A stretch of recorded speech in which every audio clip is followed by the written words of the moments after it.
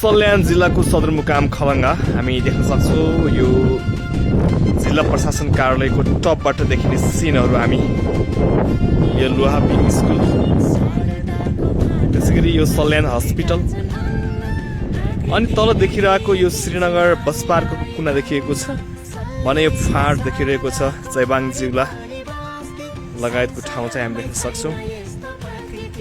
अनि यसरी हामी आयो भने यता कारागार सल्यान जिल्ला अदालतदेखिका कार्यालयहरू यता छन्। जिल्ला प्रहरी कार्यालय यहाँ छ।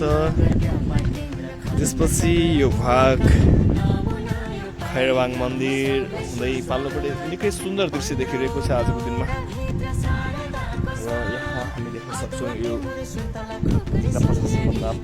पछाडिपट्टिको भाग हामी देख्न सक्छौँ। साडर नगरपालिकाको अधिकांश भाग चाहिँ यहाँबाट देखिन्छ। नेत्रलाल अभागी प्राविधिक शिक्षालय साउटोल।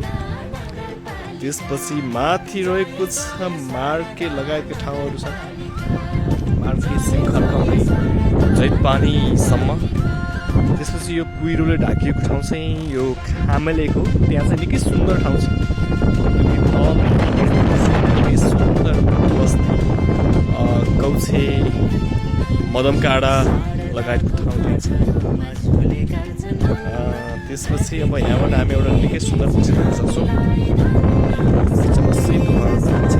सिद्धकुमार गाउँपालिकाको कार्यालय, सिद्धकुमार गाउँपालिका माथि कुहिरो छपक्क छोपिएको छ नि ढाकिएको।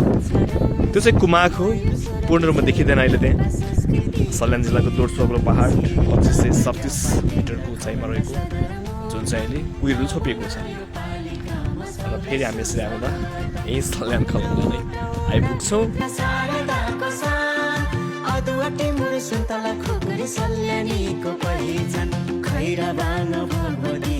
आशीर्वाद छ सदा हाम्रो शारदा नगरपालिका।